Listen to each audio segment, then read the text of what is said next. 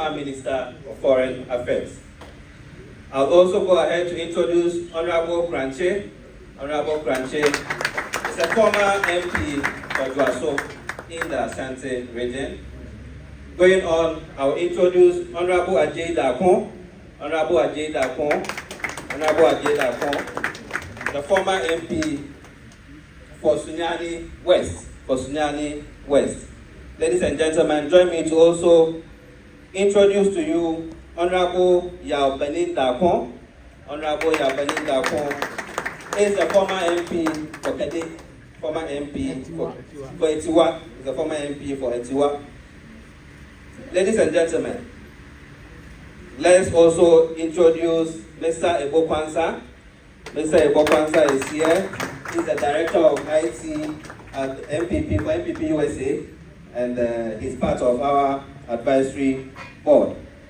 Also, join me to introduce Honorable Ofosu Asamoah, former MP for Kede. That is the Kede MP. He's the one. The former MP. He's the one. And then finally, let me introduce Mr. Abubakar Mohammed Awal. He is also a member of the advisory board team. Last but not least, help me introduce Honorable Ransford Agyapong, former MP for Sumu. Ladies and gentlemen, Albert Einstein, today I'll bore you with quotes. Albert Einstein, probably the greatest brain that ever lived, said that if X plus Y plus Z is equal to success, then A is equal to planning, X or Y is equal to hard work, and Z is knowing how to keep your secrets. What am I saying? We are keeping the other members of the advisory board a secret so that we can succeed well. So we are not letting everything out of the bag. But there are more that we will tell you later. They are working underground. Ladies and gentlemen, we are also very delighted to have in our midst Honorable Dr. Okoboy, former Minister of Health, and incoming Greater Accra Regional Chairman of the NPP.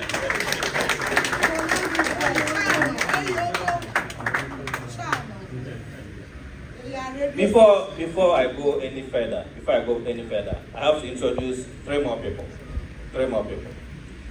Help me to also welcome Mr. Kofi Doche. He is a communication strategist, and he will help us with the messaging so that our message will cut across well.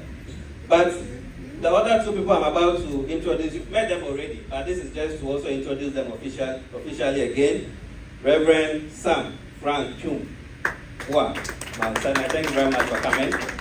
Also, Reverend Eric Kodong Bodum, thank you very much for coming. I can feel the heat. That's why I said you should sit close to the podium so that I'll feel your anointing as we do the job. Thank you very much. Thank you very much for coming. Ladies and gentlemen, we won't waste too much time. We'll move straight to the purpose for today's gathering. Now, before I do, just to put why today is monumental into perspective, I'll tell you two what is supposed to be jokes, but if you don't laugh, I won't mind. Because they are jokes, but they are also supposed to elicit reflection. This is the first joke.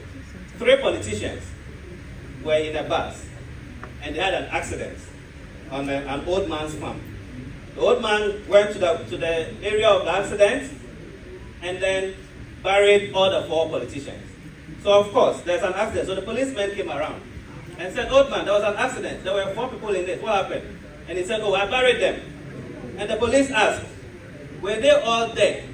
And he said, "Oh, constable, I'm an old man. I've lived very long.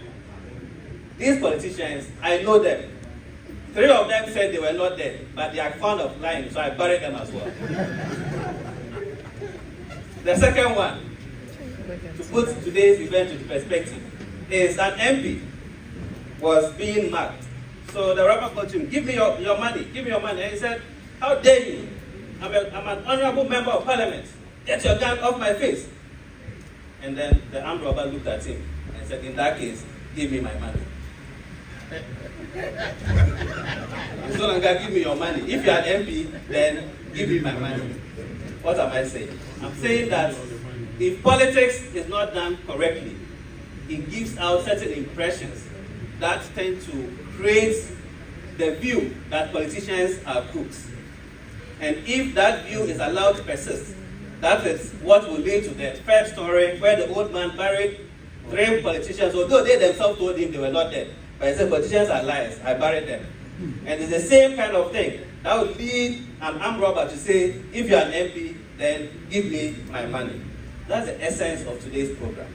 That we want to introduce to the country somebody who throughout his life has demonstrated that politics can be done in a clean manner. Ladies and gentlemen, let me not take the wind out of the man's sail. With a thunderous round of applause, let's welcome Engineer Kwabena.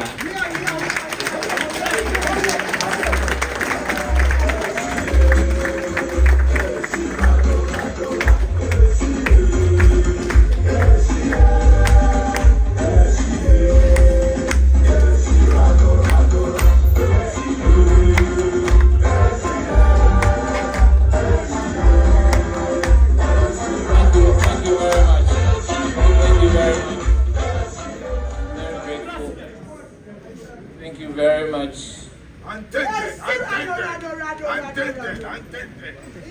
Today is a moment of reckoning, call to renewal and hope for the people of Ghana. Patrons of our great elephant family, distinguished delegates, and fellow countrymen. For me, this is a very solemn moment, a defining moment in the history of our great party, the new patriotic party, and indeed in the history of our beloved country, Ghana. We stand at crossroads, undoubtedly. The soul of our party cries out for rescue. The spirit of our nation tests for renewal and transformation to usher in a leadership with a clear vision and a plan that inspires Ghanaians. We need to inspire hope in the youth, a plan that rekindles the faith of Ghanaians in our constitutional democracy. When our forebears of our great party, the NPP, chose the motto, development in freedom, they inspired generations of decent, law-abiding Ghanaians to join a party that stood for merit, honesty, and service. Today, regrettably, that proud tradition is under serious strain. There is growing disillusionment. Many faithful patriots have abandoned our fold in anger, and some chose not to vote at all in the last election. Leading members have walked away with their supporters, while some have quietly resigned in their hearts. There is a heartfelt cry from the grassroots of our great party for us to return to our roots. Roots where politics was a noble calling, not a marketplace to trade parochial interests and a spirit of volunteerism. Unfortunately, in recent years, we have seen an erosion of what this tradition stood for. We are not where we would like to be, so the path ahead for us is to go out there and choose leaders who have integrity, who have character, empathy, emotional intelligence, worthy of leading. And above all, we need leaders with a new, compelling vision for Ghana's sustained development.